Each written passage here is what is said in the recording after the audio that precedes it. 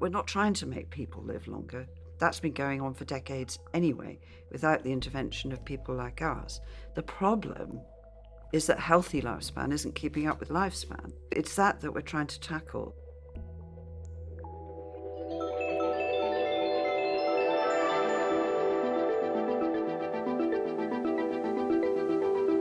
Aging. None of us can escape. Like gravity, it pulls on each of us. Why do some of us age gracefully and others don't? How do our bodies and minds experience aging at the cellular and molecular level? Why do we even age to begin with? And maybe most importantly, can we do anything about it?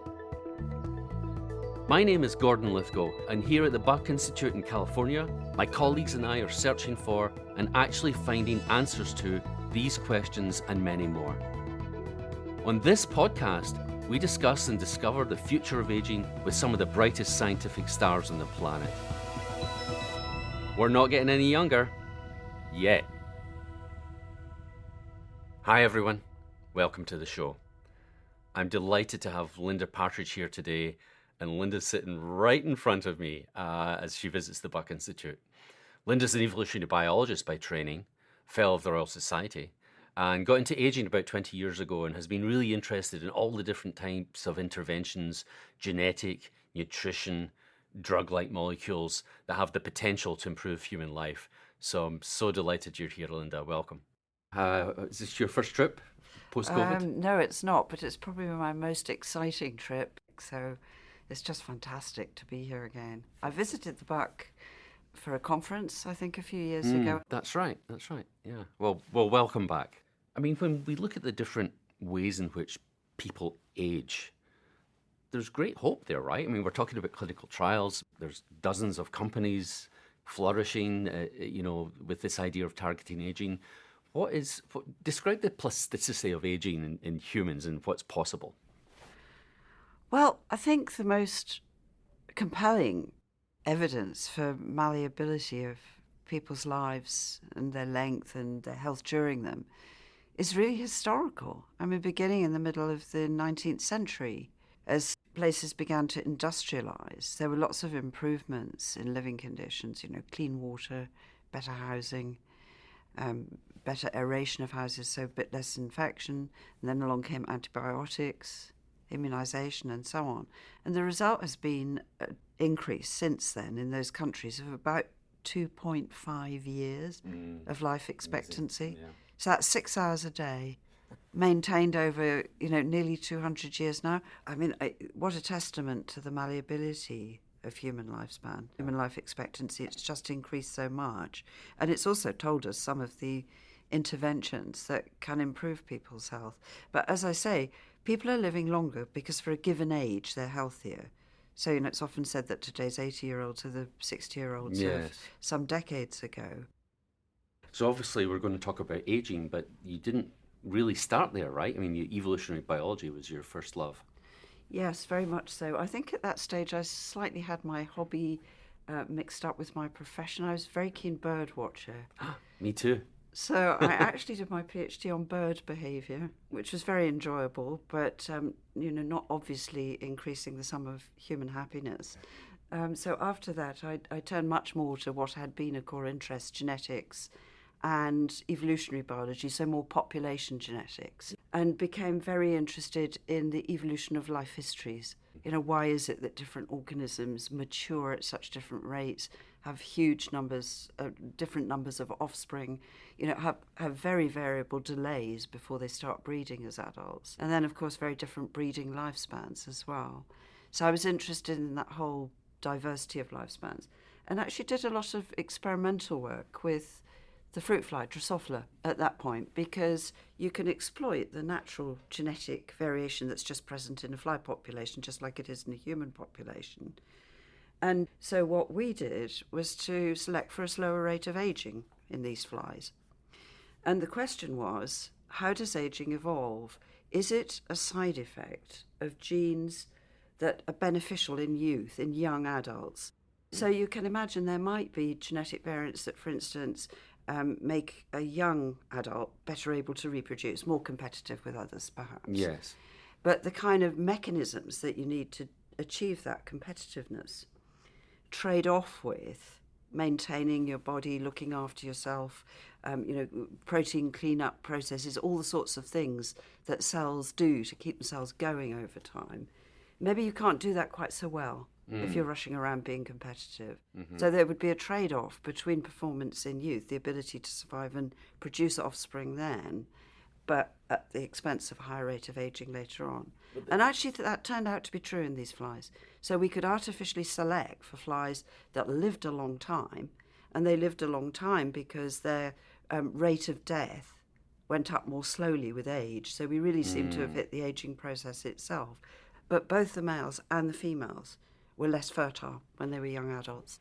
So I want to unpack some of this. So you started by saying artificial selection, and this is in contrast to natural selection, I guess, Darwinian natural selection. So these are laboratory-based experiments. How do you do this? You go out and capture tons of wild flies and bring them into the lab? Well, it only works if you've got a base population from which you're going to do your selection, which has got genetic variation in it. So yes, that's typically what we did. We would bring in wildflies to the lab. So they were carrying all the natural variation that you see out there in nature itself. And then you do a process which is very like the way that you make new breeds of dogs. I see. Or select cattle to either be beef cattle or dairy cattle. You, in each generation, choose as parents the individuals that have got the trait that you want. So in this case, it was long life. So the way that you do it in practice with flies is that you just let them sit in their population cage where they live. They're males and females, they produce eggs. And you let them get old. And there's death in the period leading up to the time when you collect the eggs. And only those flies that have survived to the time when you collect the eggs and that are still fertile when you collect them are going to contribute to the next generation. So there's a really big idea in what you're saying here. And I think the big idea is that selection for other facets of life influence aging. And that maybe gets to the idea that, well, aging isn't a process that is necessary or isn't an outcome of Darwinian natural selection. Is that? I think we can say fairly confidently that in the vast majority of cases, aging is just a side effect of something else. So as far as we know, no genes have evolved to cause illness, loss of function, frailty, death. There's no positive selection in favour of ageing. In fact, it's very bad for individuals. It's rather odd, actually, that Darwin never talked about ageing. And this is possibly why, because it's a real evolutionary paradox. Why, when you can go through the remarkable feat of development and produce an organism in the first place with all its incredible features of survival and function, wouldn't it be just much simpler to keep it going, and then it would have a higher Darwinian fitness? You would imagine. It would produce more offspring in its lifetime, but no. And I mean, you see aging regularly in nature. It's been documented in a lot of birds and mammals and insects now, that even out there you see an increase in death rate and a loss of fertility as creatures get older. And it does seem to be a side effect of this selection for high performance in youth. And this idea of trade-off, I think, is probably really important, right? Because most of what we're talking about in this entire series of podcasts is our ability to manipulate aging, to intervene in some way, to extend lifespan and model organisms, and then extrapolate to humans. But this idea of trade-off is a bit of a challenge there, no? I mean, is there a sense in which if we extend lifespan, we must be doing something else during early life, during development and growth? I don't think that has to be true. I mean, part of the reason is that a lot of the interventions that we've got into the aging process, so we can make genetic changes, we can change diet, we can change lifestyle, for instance, the amount of exercise an organism does, or we can manipulate processes with chemicals.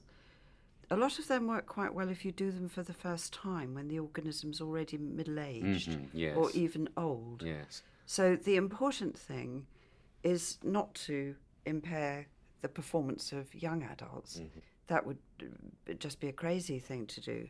What we're interested in is, what are these side effects exactly, and of the fitness in youth, and can we interfere with them?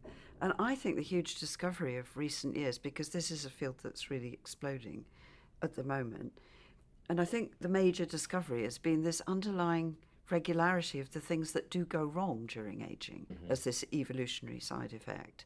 I mean, they've become known as the hallmarks of aging, but we know now, because of lots of work on these model organisms that we all work on in the lab. So yeast, you work a lot on worms, on mice. I work a lot on Drosophila and mice, and of course some of us also work on humans as well. We know that across all those organisms, there are regularities in the way that they age. So things go wrong at the genetic level. There's damage to the genetic material, the way it's packaged in the nucleus of the cells, the way it's expressed. And that knocks on to things going wrong in cells, proteostasis. The proteins are the real workhorses of cells, and the way that they're produced and broken down when they've become old and dysfunctional is very important for maintaining the health of the cell, and both processes go wrong during aging. Yeah, I'd really like to get to that process actually.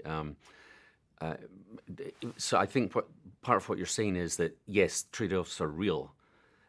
These are genetic-driven processes, benefits in early life, detriments in late life, but the interventions are also real, that we can come in midlife once all those things have happened in growth and development and still make a difference that's going to be beneficial. Increasingly, happily, that's how it's looking. Aging is a malleable process. We can get at it.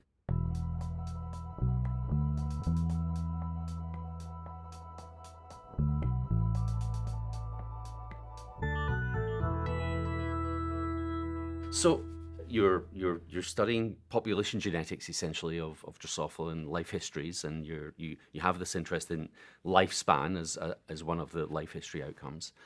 But at some point you suddenly become a molecular cellular biologist. Yes, it was quite a long walk, that one. And it was really started by someone who I think is a heroine in our field, which was Cynthia Kenyon, who's very close by us here. She's in San Francisco at Calico, originally at University of California at San Francisco. And she did what retrospectively seems like a blindingly obvious experiment. But I think it was really important. It was based on earlier work by others, including Tom Johnson. But what she asked very simply is, if I do a mutagenesis experiment, so if I just zap the genetic material of the worm, can I alter it in ways that give me a long-lived mutant? And she found that she could. She got this extraordinarily long-lived worm. And it was, very importantly, wriggling around and healthy long after all the normal worms were dead. So it wasn't just an extension of the moribund period at the end of life. Of course, I think a very important principle, this is a bit of a digression, but I do think there is a very important principle here about what it is we're trying to do with this kind of research. Yes. And what it is to reduce that period of loss of function and ill health at the end of life. It's not just to make things live longer. We often use lifespan as a rather crude output of the work that we're doing because it's a very useful first indicator of what's going on. But we're not trying to make people live longer. That's been going on for decades anyway, without the intervention of people like us. The problem is that healthy lifespan isn't keeping up with lifespan. It's that we're trying to tackle. So the fact that these mutant worms were very healthy late into life was important. And I think at the time we all looked at it and thought, gosh, that's interesting, but it's probably just a worm thing. And as a group, we thought, well, perhaps this is going on in Drosophila as well. Because what Cynthia had found, eventually, it took a long time to figure out what her mutant was, but it was a lesion in the nutrient sensing network. So there's a whole system in organisms that consist of more than one cell, and actually in single-celled organisms like yeast, for detecting their current nutrient status. How much food have I got? Am I infected? Have I got other kinds of physical or biological stresses? And then they set their metabolism according to what can be afforded, so their growth, their reproduction, their metabolic status. And here it is in the worm, apparently affecting the aging process. Did you read Cynthia's paper and suddenly go, boom, this is what I want to be working on? Or was it more a series of conversations with people? Or? I think it was a quite long series of conversations with people, because at the time I was still very interested in kind of evolutionary aspects, but getting more interested in the effects of nutrition itself. So dietary restriction and so on. We were doing a lot of work on whether when you decrease the food supply of an organism and it responds by an increase in healthy lifespan, which is a very common finding. We were interested in what it was in the food that was important. Was it just the amount of calories that the creature was eating or the nutrients itself? So I was always already interested in the systems in the organism that sense nutrients. And Sally, who was part of our little group of scientists who were having conversations, had just discovered that the equivalent of another mutant in this network that extends worm lifespan affected growth and cell division in Drosophila. The whole network came to light in the fly, not because of anything to do with aging or metabolism. It was the control of growth and cell proliferation. And she, of course, was working in a cancer institute, so this was of great interest. So we then, as a group, said, well, why don't we just try some of these mutants for their lifespan? And lo and behold, it turned out the effect was conserved in the fly. Which is amazing. And, well, going back to the initial discoveries, like you mentioned Tom Johnson, and he published this paper with a 70% increase in lifespan in this tiny roundworm, the nematode C. elegans. The impression I got later on was that people actually didn't believe this. And was there a tension in any way between that sort of discovery and Cynthia's discovery with the sort of population genetic theories of aging that you'd been steeped in for years? In other words, I'm asking you, did you believe it? Yes, I think I believed it. I mean, the data were just too compelling. I mean, the lifespan increase was enormous. I mean, I just cannot see how you could possibly get that as an artifact. But I think, people said, they called them things like refrigerator mutants. Yes. This is just a creature that's not doing anything. It's existing. It's not dead, but it's not really alive either. And I think that from the evolutionary community, there was suspicion because it was clear that, the aging process, to the extent that it's controlled by genes at all, genetic variation between individuals, lots of genes are involved. So I think to them it seemed unintuitive that just throwing a spanner into one gene would be enough to produce such an enormous effect. I think what we all had a blind spot about was something called phenotypic plasticity, which is you can get hardwired genetic differences between individuals that affect their lifespan, for sure, in these little invertebrates. But you can also get huge plasticity in lifespan, depending on nutritional status, depending on physical stresses, depending on whether the creature's infected, what it's eating. All of these things can cause these trade-offs that the animal's making to be reset. Yeah. And what this mutant was doing was resetting things in favour of survival and self-protection. Right. And obviously we'll get to humans and why this is important for us. But it seems like the discovery that the same pathways or the same networks, as you described them, in worms were also determining lifespan in flies was a major, major landmark, right? Because it's no longer just a worm thing. Yes. This could be conserved, and then why not maybe mammals, and why not maybe humans? Yes. Were you conscious of that at the time? I think I was a bit surprised at the size of the impact that it had, actually. I mean, I knew it was interesting, and I knew it was quite important. Obviously, that was why we'd done the experiment. But, I mean, the paper was, practically grabbed by science in a way that I hadn't experienced before. And it caused huge interest. I mean, it was very highly cited. Yeah. And I think at that point, people really did start thinking, gosh, if it's conserved over the large evolutionary distance between these two, could it be going on in mammals as well as the same signalling? Because it's a terribly conserved network. Right. Most of the fundamental components, the molecular components in the cells are present pretty well throughout multicellular organisms. Right, and as it's played out over the years, we now realise it is important in mammals and probably in humans as well. Yes. You got interested in, I guess the next question you asked was, are there particular tissues or are there particular systems within the flies you were working in that are important for this process? Oh, we should say that many of these genes encoded for proteins involved in the response to insulin, which was very confusing at the time, right? Because they thought, well, loss of insulin signaling is associated with diabetes. Why would this be beneficial? But you got interested in how different tissues might interact in the response. Yes, and that turns out to be quite a surprising story. So, a lot of tissues in mammals and in flies are sensitive to insulin. So, we're talking here about both insulin and something called insulin-like growth factor, which is important in the control of growth and wound healing. So, there are those two rather separated functions in mammals. In the invertebrates, it tends to be just one single molecule on the surface of the cell that basically serves both functions, but they're both there and important. And what really interested me about a lot of work that we did, quite painstaking over a number of years, looking at different tissues in the flies that were responsive to the circulating insulins in the fly, was that they all responded in different ways. So the signaling cascade, the basic bits that communicate with each other, once the signal gets into the cell, are there and can serve. They're similar in different tissues. But then what happens is that they control things called transcription factors, which are molecules that are either always around the genetic material or move in and out of the nucleus where the genetic material lives. And they switch on and off genes. And what we were finding was that the actual genes that were switched on and off were very different in different tissues. Yet each tissue in its different way was contributing to the overall health benefit of this reduced insulin signaling. So it's as though the whole system can modulate what's going on in different tissues in different ways according to, what molecules are expressed there, what things can go wrong in those tissues during aging, which is quite different for different tissues.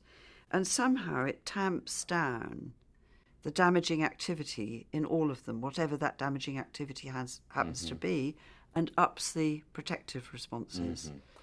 And one of those protective responses is a process called autophagy. And you mentioned protein conformation and shape and damage earlier on. Can you tell us what autophagy is? Yes, that's turning out, it's turning up in so many people's studies in different organisms and different interventions. It's a process, it's a cellular cleanup process. So cells are often metabolically very active. They produce damaging molecules as side effects. Oxygen and the handling of oxygen can be a problem. And what autophagy does is to recycle damaged bits of cells. So there are organelles in cells, the powerhouses, the mitochondria, other bits that do different functions. And they eventually become dysfunctional. The molecules in them are damaged in different ways. And what autophagy does is to grab them and recycle them. So it's an interesting process because it has a basal level that just goes on all the time. Cells need cleaning up. But it's also increased a lot during food shortage because then during starvation, the cells need to rejig themselves to make sure that they keep the absolutely vital processes going and shut down anything that's not essential for life. And that's achieved by recycling by autophagy. And a lot of these interventions, including reduced insulin signaling, activate autophagy in a similar way to starvation. I see. So what happens is the process increases and there's more recycling and cells become more functional. So for instance, in the fly, we find with reduced insulin signaling, there's a big effect on gut health. The intestine is a very important organ in aging, and that's achieved as a result of increased autophagy. Should we be looking at ways to activate autophagy chemically or in other ways? Is that of general benefit? Well, I'd be interested to know what you think about this. So, yes, we would like to increase autophagy, but only in some tissues. And that turns out to be the answer to many of these kinds of questions about aging biology. Yes. Somebody discovers that something is really useful, either in the context of a particular disease or in just people who are aging reasonably normally. But usually the effect is tissue-specific. So, for instance, in the fly, you would not want to increase autophagy in muscles. So there's a lot of interest. Because that's like sarcopenia, like a human disease Exactly. of muscle loss. Exactly. So the question is, how can, and this is a much more general question than the sort of thing I do, how can we make drugs that are only going to target particular cell types?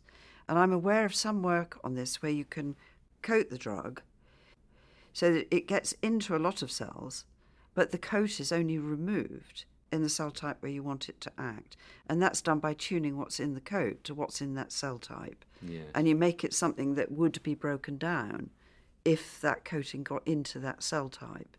And I think that's the way things are heading. That's super But exciting. you know, that's not my ballywick at all. But I'm assuming that we're going to see more and more of that as time goes by.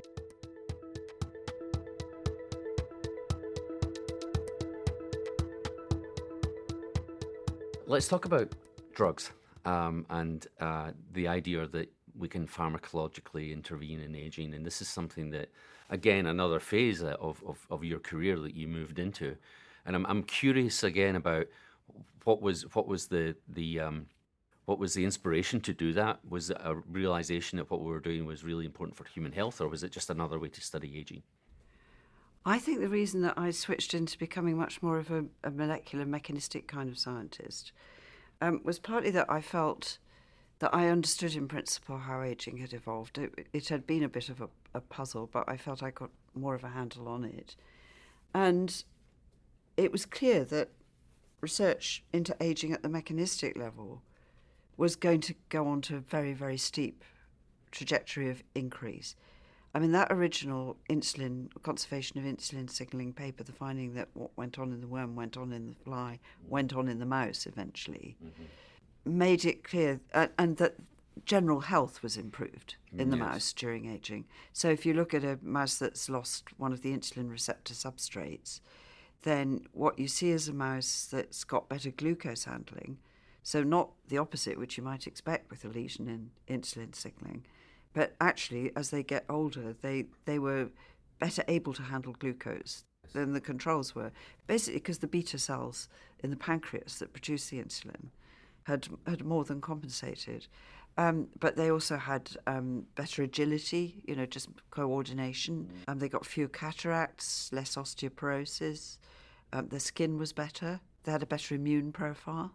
So all of those things going on as a result of one lesion, I mean, that looks as though you've really hit the underlying aging process. Yeah. These are completely different things in different tissues.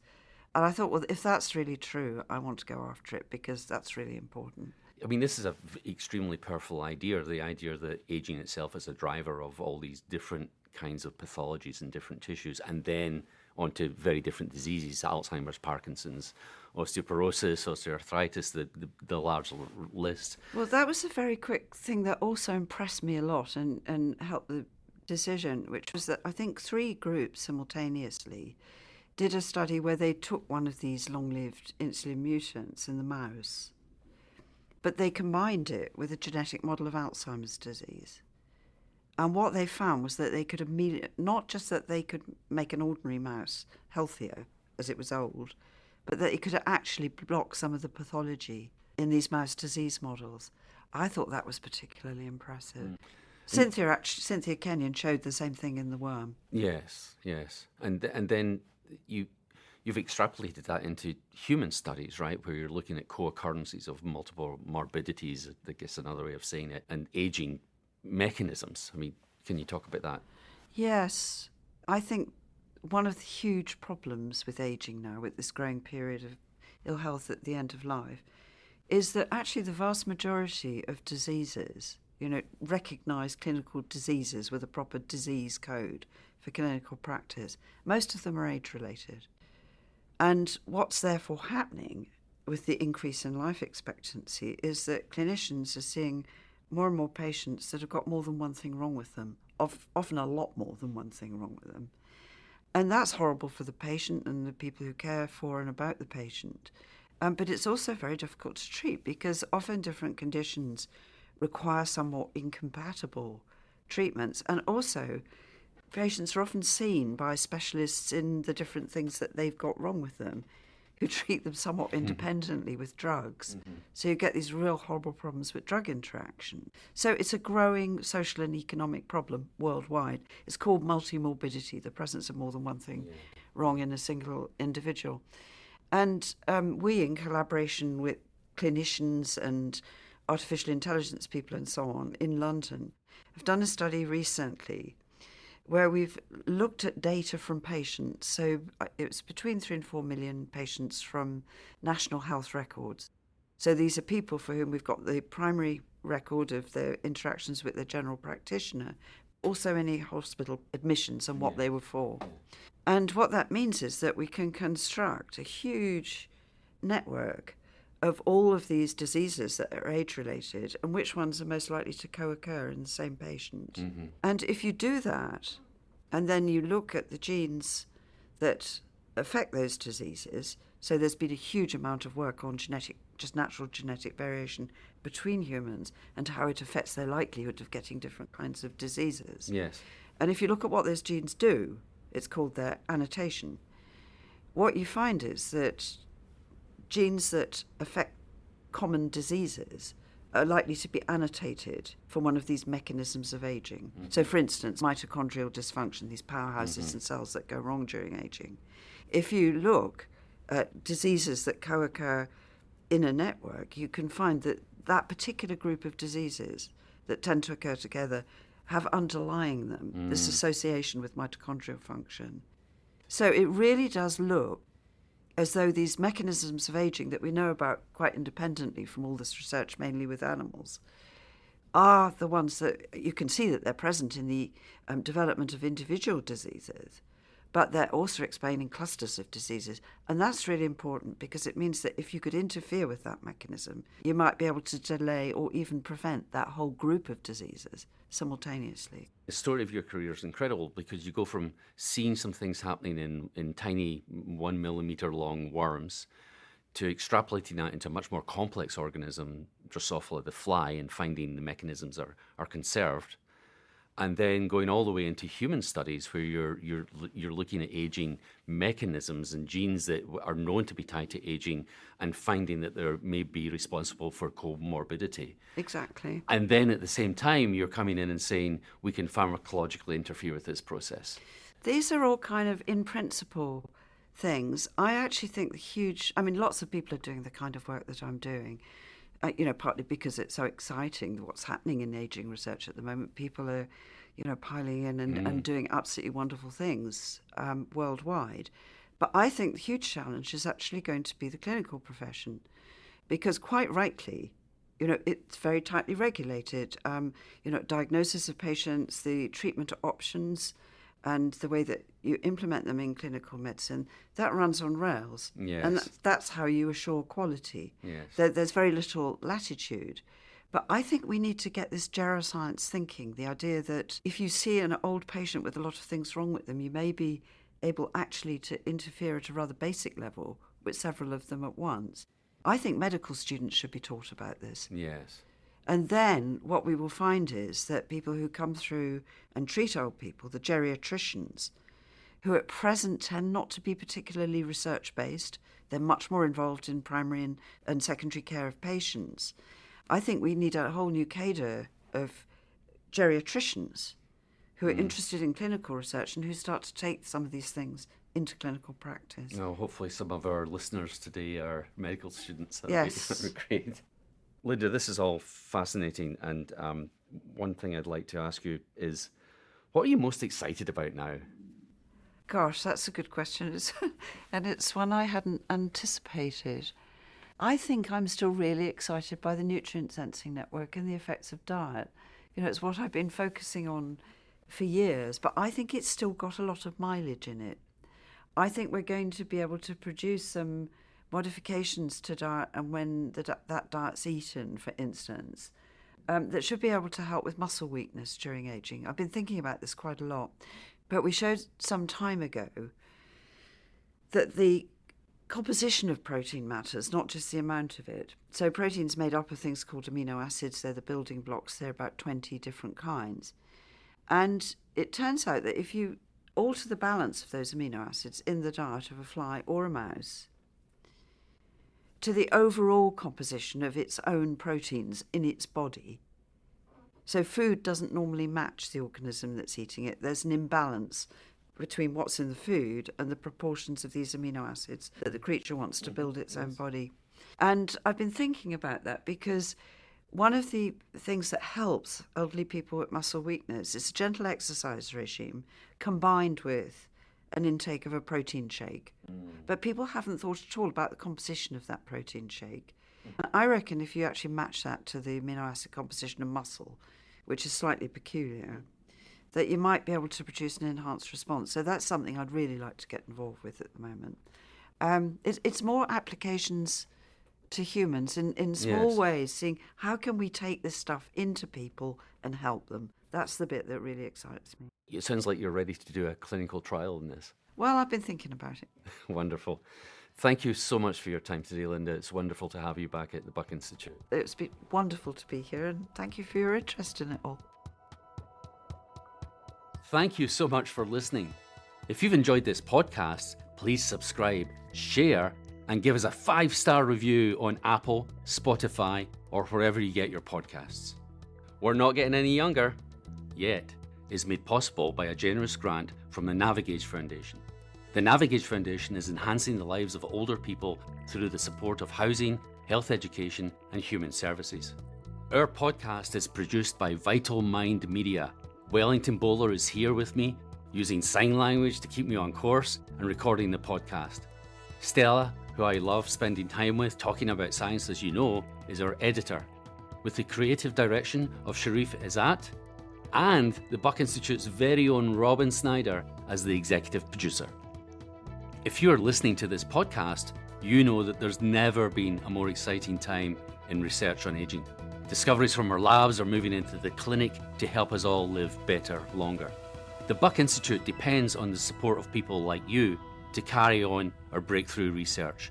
Please visit us at buckinstitute.org to donate and to learn more.